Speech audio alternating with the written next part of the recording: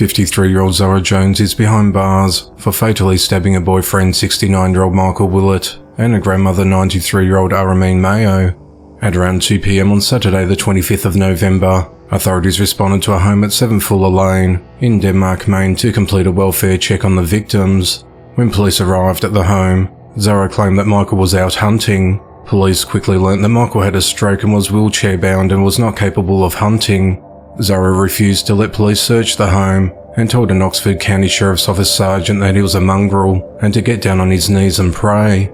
Deputies obtained a search warrant, and when they entered the premises, they found Michael's body in the bed and Aramine's body was found in the home's entryway. Both victims were stabbed multiple times in the chest. Aramine sustained at least 10 stab wounds, which officials believe occurred before and after her death. Investigators determined that she had been dead for over a day before police found her body.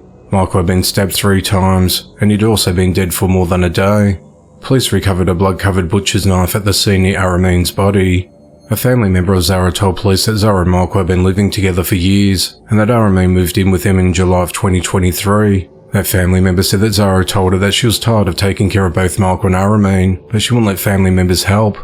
While police were processing the crime scene, Zara was in the bed near the kitchen acting like she was sleeping and would not speak to anyone. Zara was taken to Bridgeton Hospital for a mental evaluation due to her erratic behaviour. She was then booked into the Oxford County Jail on 2 counts of murder, where she remains held without bond. The investigation into the matter continues. On the 16th of November, 26-year-old Emma Jane Hoover was arrested and charged with manslaughter after a 2-year-old son accidentally shot himself. At around 3 p.m. on the 24th of October, Emma was driving a white GMC Yukon with her friend 44-year-old Avis Damone Coward, who was sitting in the front passenger seat, and a 2-year-old toddler in the back seat. After pulling into a Sunoco gas station at 3000 Dunkel Road in Lansing, Michigan, Avis got out of the vehicle and walked to go into the store. Emma told police that while she and her son remained in the car, her son unbuckled himself from the child seat and crawled into the front seat. Emma said she was playing on her phone when she heard what she described as an explosion. Emma then got out of the vehicle holding her son, who had a gunshot wound to his face. Emma said that when she got out of the SUV, Avis's gun fell onto the ground. She then handed the child to Avis, who then gave him to someone else who took him inside the store and attempted to control the bleeding until medics arrived. He was transported to hospital, but died from his injuries the following night. Surveillance cameras from the gas station showed a small bullet hole that appeared in the front passenger window of the vehicle. As Avis went to close the car door, he bent over to pick up the gun and put it back into the vehicle. He also broke the window that had a bullet hole. He then got into the vehicle and fled the scene. Emma told police that she owned a firearm, but said the gun the boy shot himself with belonged to Avis. Lansing police arrested Avis later that day. They did not find the Yukon he left the scene in earlier. He was charged with being a felon in possession of a firearm, as he had 6 felonies since 1998 and was prohibited from owning one. Police learnt that there were 2 firearms in the vehicle, which were later removed and hidden in a barrel in the backyard at a residence owned by Avis. The gun involved in the boy's death was dismantled and sold in pieces.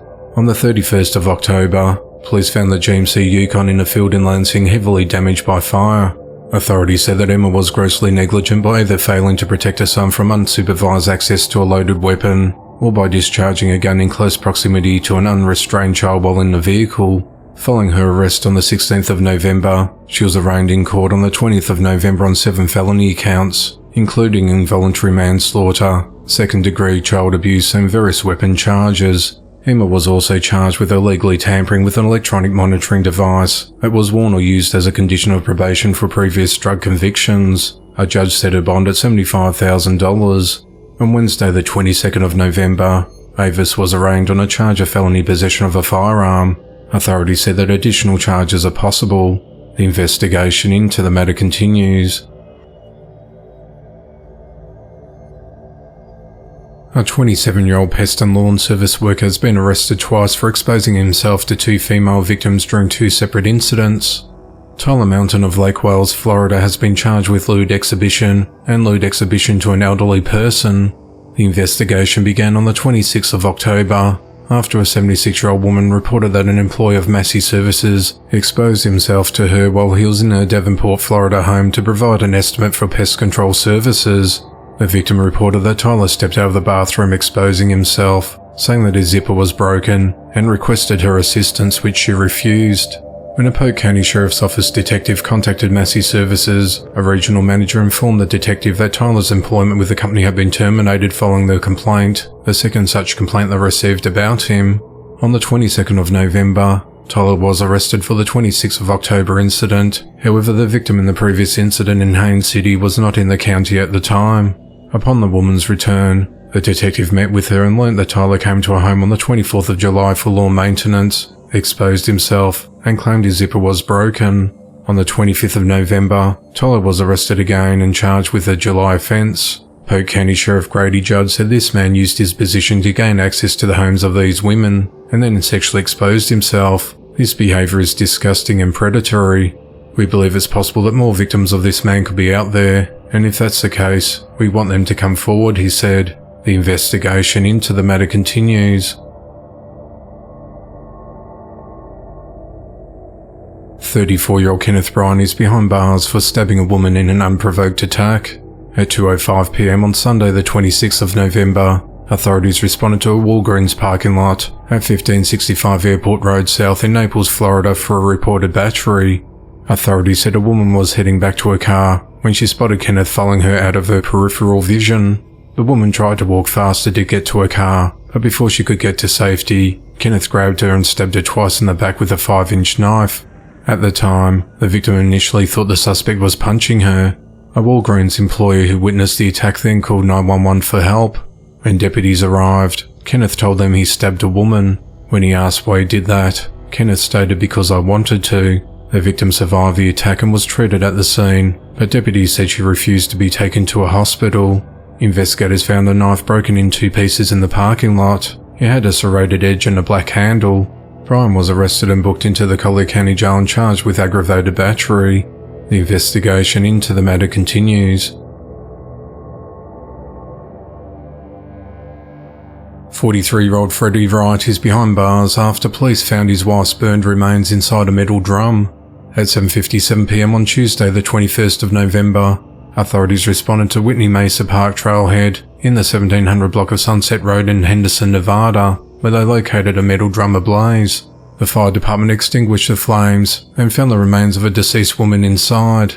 Investigators identified the victim as Janelle Bowen.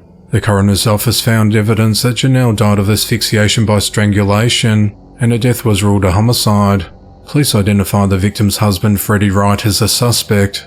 Authorities said that Freddie and his wife, along with their children, had been living in a residence with several other people since mid-November.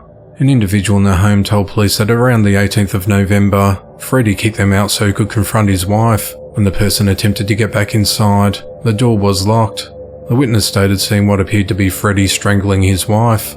On the 27th of November, authorities took Freddie into custody.